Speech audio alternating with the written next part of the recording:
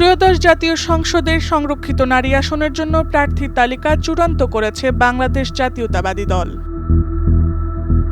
2 দিনব্যাপী সাক্ষাৎকার গ্রহণ শেষে 36 জনের মনোনয়ন নিশ্চিত করেছে দলটি। সোমবার দুপুরে বিএনপির সিনিয়র যুগ্ম মহাসচিব রুহুল কবির রিজভী এ তথ্য জানিয়েছেন। রিজভী জানান, প্রধানমন্ত্রী তারেক রহমানের সভাপতিত্বে সংরক্ষিত নারী আসনে মনোনয়ন দিতে জাতীয় কমিটির সদস্যরা 2 দিনব্যাপী 900 জনের সাক্ষাৎকার গ্রহণ করেন। সবশেষে মনোনয়ন বোর্ড 36 জনকে চূড়ান্ত নির্বাচিত করেন। তালিকায় আছেন সেলিমা রহমান, নিপুণ রায় চৌধুরী, সানজিদা ইসলাম তুলি, নেওয়াজ হালিমা আরলি, মোসাম্মেদ ফরিদা ইয়াসমিন সহ মোট 36 জন। আগামী 12ই মে ত্রয়োদশ জাতীয় সংসদের সংরক্ষিত নারী আসনের নির্বাচন অনুষ্ঠিত হবে। জাতীয় সংসদে মোট 50টি সংরক্ষিত নারী আসন রয়েছে। নিয়ম অনুযায়ী প্রতি 6 জন সাধারণ সদস্যের বিপরীতে একটি সংরক্ষিত নারী আসন বণ্টন করা হবে।